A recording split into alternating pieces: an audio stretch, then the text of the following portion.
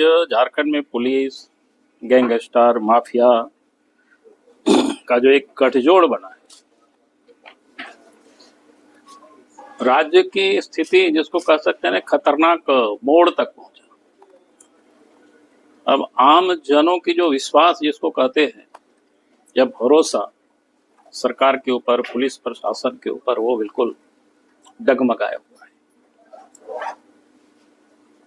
और कोई संयोग नहीं है, बल्कि इस परिस्थिति को पैदा किया गया है। और इस परिस्थितियों को कैसे पैदा किया गया, मैं सिर्फ आपको स्मरण कराना चाहता हूं आज की तारीख में। आप याद करिए, इस प्रदेश में आज जो डीजी पुलिस है, उससे पहले अनुराग गुप्ता हुआ करते थे। जिस अनुराग गुप्ता को हेमंत सोरेन ने 2 साल तक सस्पेंड रखा, उसके बाद फिर उनको डीजी पुलिस बनाया इलीगल तरीके से। जो सुप्रीम कोर्ट का गाइडलाइन था कि यूपीएससी से जो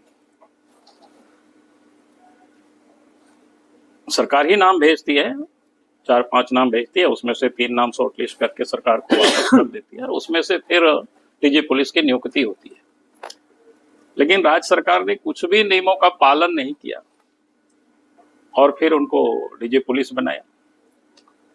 और इतना ही नहीं, जब वो रिटायर कर गए, मैंने उनकी जो अवकाश प्राप्त कर, सेवा अवधि उनकी समाप्त हो गई, तो इलीगल तरीके से उनकी सेवा विस्तार भी कर दिया।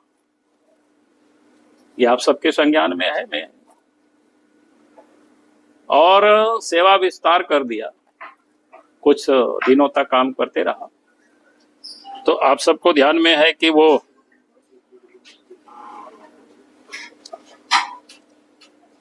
उसके बाद कुछ दिनों के बाद एक मामला आया, आप सबके ध्यान में है, जब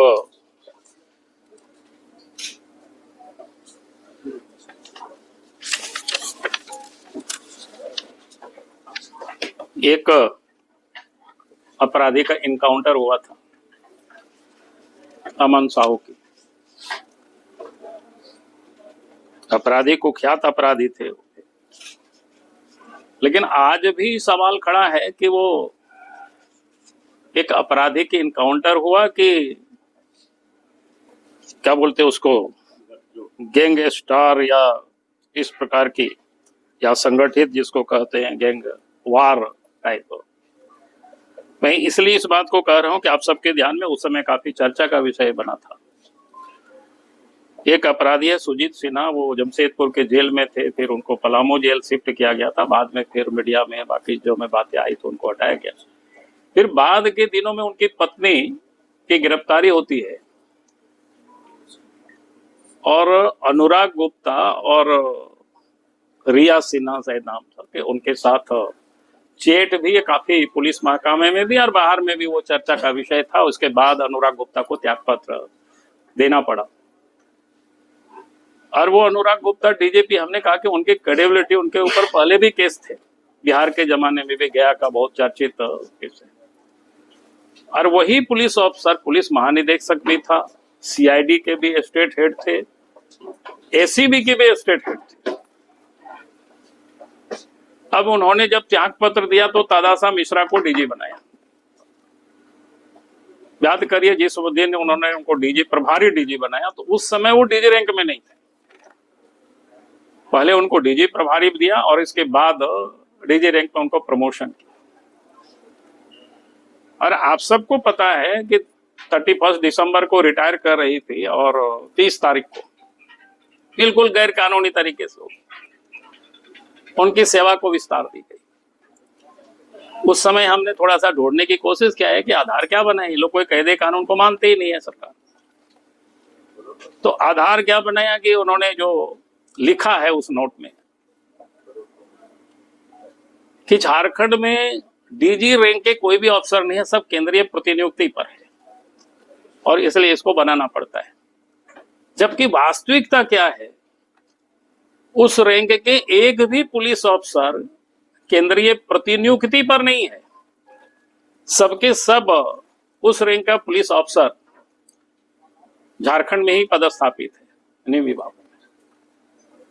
मैं इसलिए इस बात को यहां कह रहा हूं, जहां सरकार अगर ऊपर से ही इस प्रकार की लोगों की नियुक्ति करेंगे, सेवा विस्तार देंगे, फिर लगाएंगे,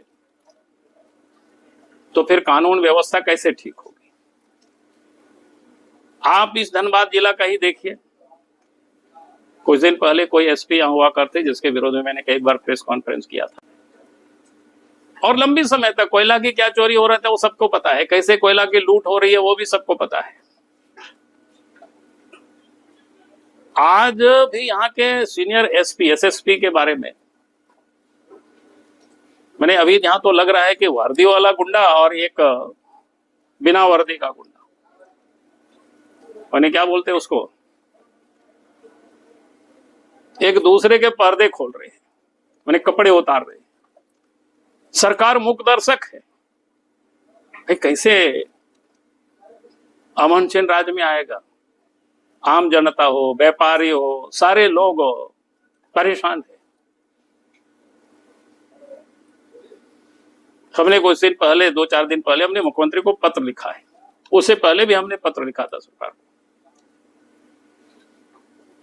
कि भाई जो प्रिंस खान 2 ऑडियो इधर वायरल हुआ था, जिसकी हमने कहा कि सुजीत सिन्हा, रिया सिन्हा उस समय पुलिस महकमे में भी था, सर्वत्र चर्चा थी, किस प्रकार से पाकिस्तान के से पंजाब के रास्ते इलीगल आर्म्स को मंगाया जा रहा, इसके बाद भी सरकार मौन है। यानी ये गठजोड़ देश के अंदर ही अंतरराज्यीय ही गिरोह ये नहीं है, बल्कि इंटरनेशनल गिरोह भी है। तो इसमें से हेमंत सोरेन क्या कर सकते हैं? हमने सरकार से कहा है कि भाई आप इन पूरे मामले को एनआई को जांच के लिए सुपुर्द कर दीजिए, ताकि एनआई जब जांच करेगी तो सब सच के सच होगा, दूध का दूध पानी का पानी हो जाएगा, कौन कौन लोग इन्वॉल्व है, किस प्रकार से आर्म्स भी यहाँ आतंकवादी गठजोड़, अपराधी जो गठजोड़ है कैसे, और उस गठजोड़ में पुलिस शामिल है। आप सब लोगों ने कुछ दिन पहले न्यूज देखे होंगे या पोर्टल में या अखबार में, एक राहुल सिंह नाम करके व्यक्ति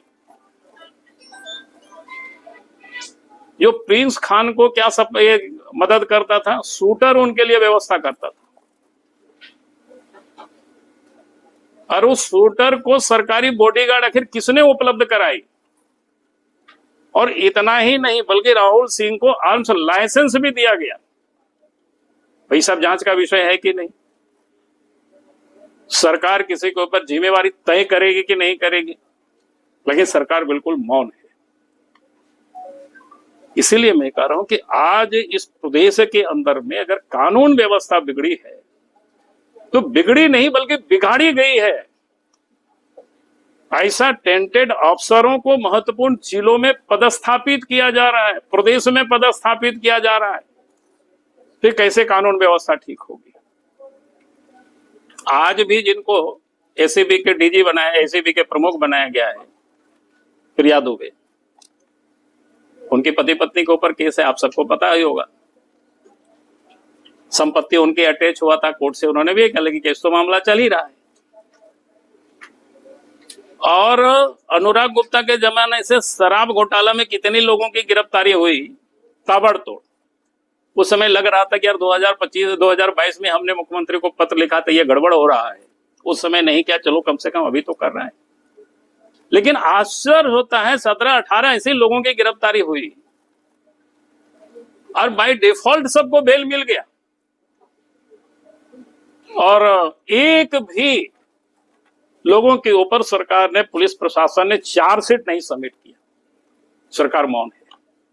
हमने ये सारे विषय को विधानसभा में भी उठाया था। क्या बता रहा है? कैसे राज चल रहा है? लगता है कि इस राज्य में पुलिस गुंडे और माफिया उन लोगों के हवाले कर रखा है